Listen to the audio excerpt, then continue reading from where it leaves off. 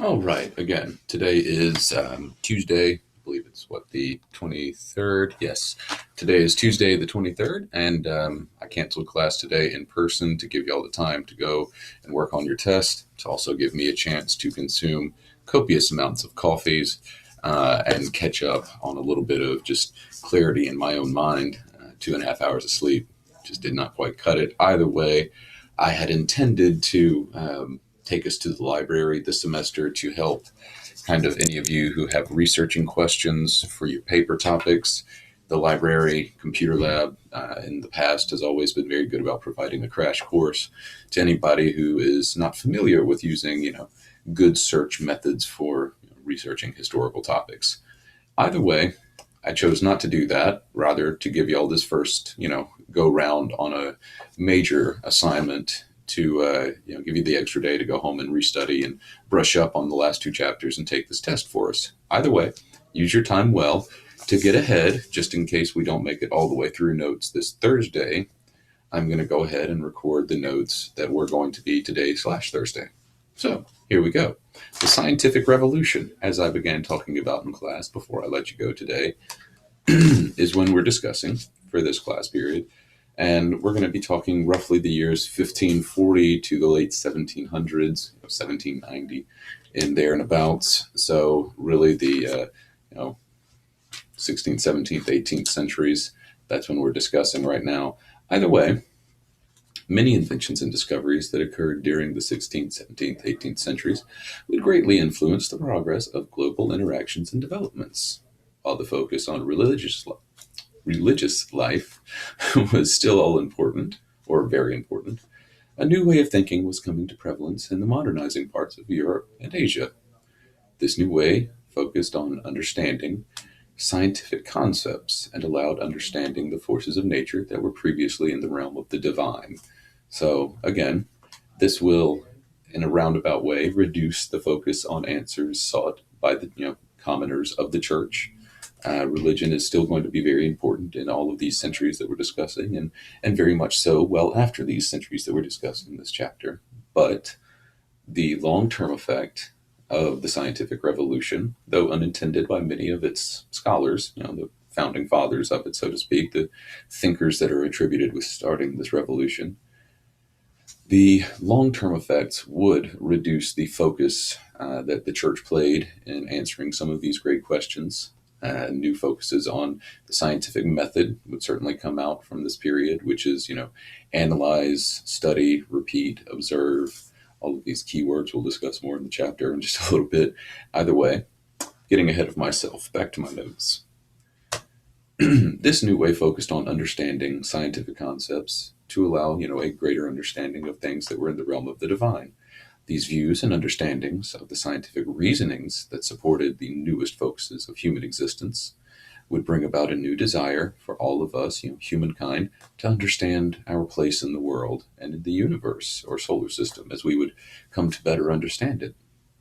This long-running struggle to balance the understanding of science, religion, is still, affecting many of us today. A lot of us seek answers in science and then balance them with our understanding of religion and vice versa. That is not a new conundrum. Either way, in the 18th century, philosophers of the Enlightenment period, self-described Enlightenment thinkers, would study the forces of nature, and human philosophers would lead to a new understanding of, again, the world. The ideas of philosophers led to new understandings of the world, and this new understanding led to many European nations to overestimate their own standing in relationship to the world. So, in a roundabout way, this would lay a groundwork for a lot of biased justifications for colonialism. Enlightenment would lead to great discoveries, but it would also lead to certain stilted ways of thinking that allowed for biases in a national, capacity or international capacity to take hold, and it would very much increase the call for colonialism that had started really, I guess, with mercantilism, as we discussed in the last chapter, but really, the Enlightenment and a lot of policies that came out of it would really, give a little extra gas to the flame of colonialism. The level of trade that was ever growing between the old and new world, and the growth of the material world, as it would come to be known, did much to bring an exchange of ideas from many points of view. Catholic, Protestant, Orthodox Christians, we discussed several sects of that, Jews and Muslims alike. Many other societies each made contributions to the age of scientific revolution and enlightenment.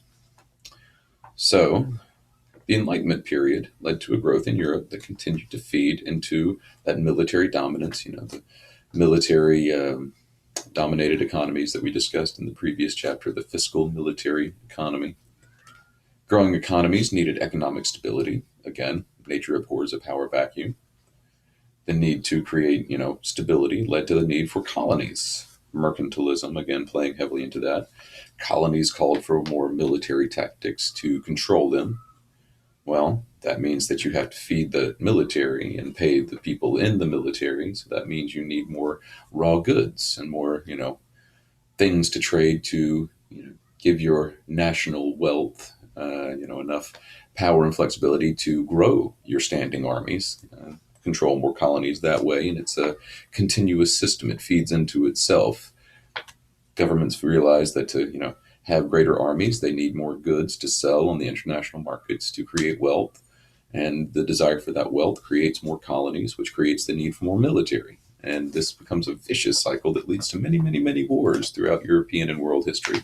We'll get to them later, though. And of course, with the growing use of the Atlantic, trade routes that were, I guess, in the modern parlance, shrinking the size of the world as far as the shipment of goods were concerned.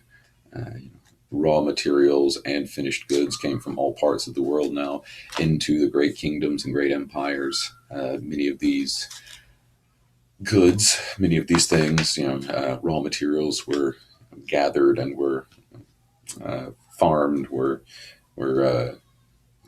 long story short, there was a lot of slave labor in the creation of these goods and the harvesting of these materials. So we'll get to that with the Atlantic slave trade later into this chapter. Now, that was again kind of a brief and albeit fairly clumsy summation of what we'll be going over in this chapter. But let's go ahead and get started with the scientific revolution proper. So 16th, 17th, and 18th centuries. This is a time of growth from the core concepts of science and reason that were taking hold throughout Europe and other parts of the world, building on the foundations laid by the thinkers of the Renaissance, especially Greek and Roman thinkers before that, and many Muslim thinkers that, scholars that we'll discuss in a few moments.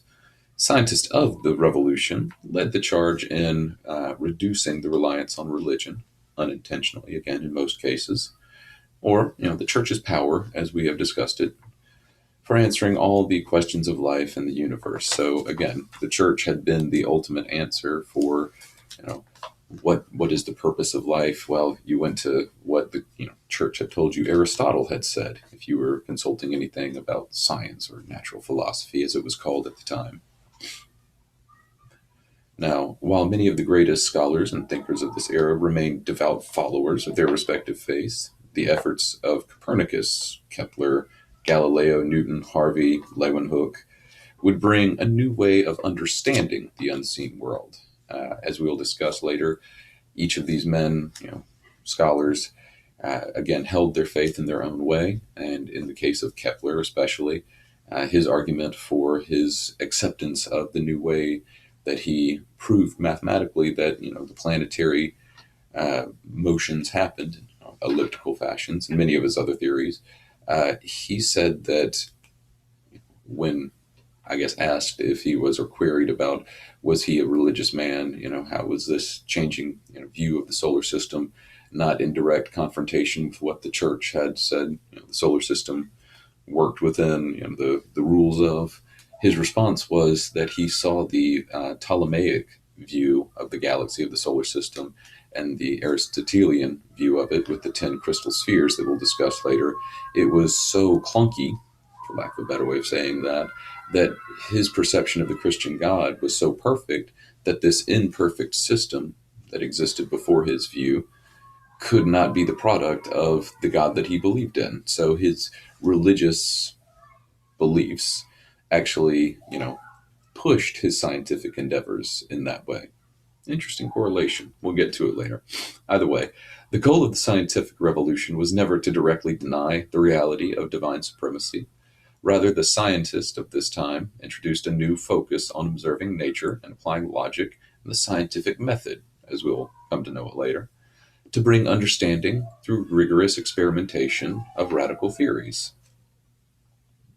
All right, so in that section of your notes, and let's go on to, as your book labels it, the Muslim contributions, or the Golden Age of Islam. This time in Islamic history will correlate roughly with 750 to 1258 Common Era, a time known as the Abbasid Empire. Within the Abbasid Empire, there existed, a place where huge variety of philosophies and religions all coexisted fairly peacefully. So, again, the Ottoman Empire later would be known as a place of acceptance for many religions and sects.